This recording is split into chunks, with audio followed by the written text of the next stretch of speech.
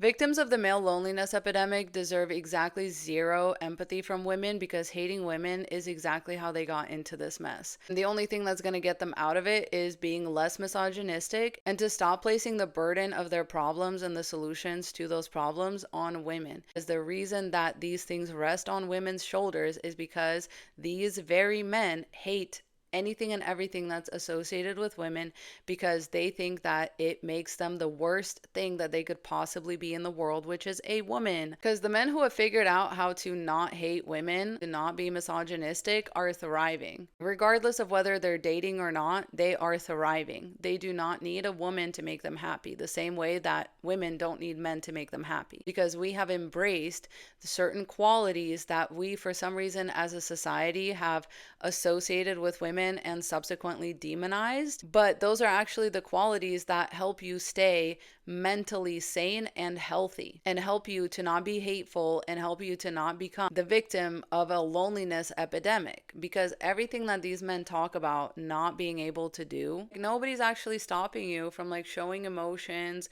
Nobody's actually stopping you from like giving compliments to other men and receiving compliments in return. Nobody is stopping you from like hugging another man. Nobody's stopping you from having like close, intimate friendships with other men other than your hatred for women and all the things that are associated with women. That is what it is. And I know men are going to come in the comments and be like, oh yeah, well, I cried one time in front of my girlfriend and she laughed at me. Like she didn't want to help me or whatever. You also need to understand if your girlfriend was bought into the idea of the patriarchy and was bought into the idea of exchanging her femininity for your masculinity, that's why you weren't supposed to cry in her eyes. Because if she did things that you would consider masculine, or if she then asked you to step up in other ways that might be considered feminine, you would probably would say no. So what was your relationship like with her before? You know, did you give her this idea that you guys were supposed to be exchanging masculine and feminine traits? Well, then of course she is going to be like, what the fuck is going on here? Because that's what men have normalized. And so yeah, she might think that there's something wrong with you for crying. It's really because women don't get to pick and choose when the patriarchy benefits them or not, when they can like take it on or off the same way that men can. A lot of men will cry to their girlfriend and do all that, and she'll be supportive and she'll sit with him, do all this emotional labor. And then when she comes to him crying, he's like, I don't know what you want me to do. So that's very annoying because you only want to use this like lack of patriarchy. You only want to cast off the patriarchy when it benefits you, when it gives you some type of like emotional release or whatever. You don't want to return the favor for other people. That's because a lot of men approach this very selfishly because they were trained by society to be extremely selfish, which is another reason why you're having a loneliness epidemic.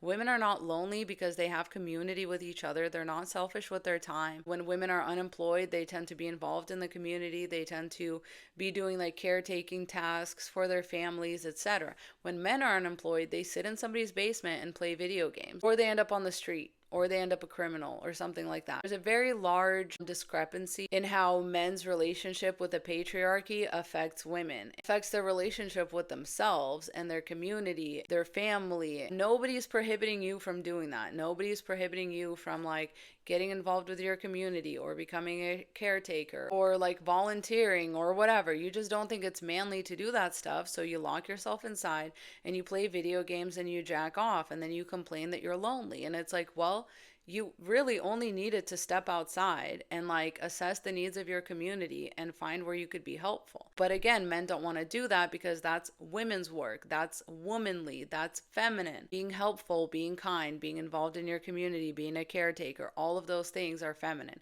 So men don't want to do them. They instead tend to do things that are destructive or self-destructive. Give them this simulated masculine environment like a video game where you get to like go off to war and like unalive people, or you get to be like the main hero, the main protagonist. Like men would rather dream in like a lonely, dark, disgusting space where they just get to project all of their insecurities to like a online world or like a video game or whatever than actually step outside and be practically fulfilled, be practically not lonely. Men choose loneliness every day because they're afraid of being seen as a woman. They're afraid of being seen as feminine, as helpful, as kind, as a productive member of society. because they don't think that that's manly. So, yeah, in my opinion, they don't deserve any empathy from women because they have absolutely none towards us. They've built their entire existence, have only ended up here at this apex of this male loneliness epidemic because they despise us. And so we are never going to be the solution to it for them until they learn that they're only shooting themselves in the foot. We can't help them with that. You know what I mean? We can't keep blocking their foot from being shot, unaliving in the process. Like, that's essentially what women have been doing. And now that we're pulling back, the male loneliness epidemic is becoming more obvious and more of a problem. But I don't really give a fuck. Do you?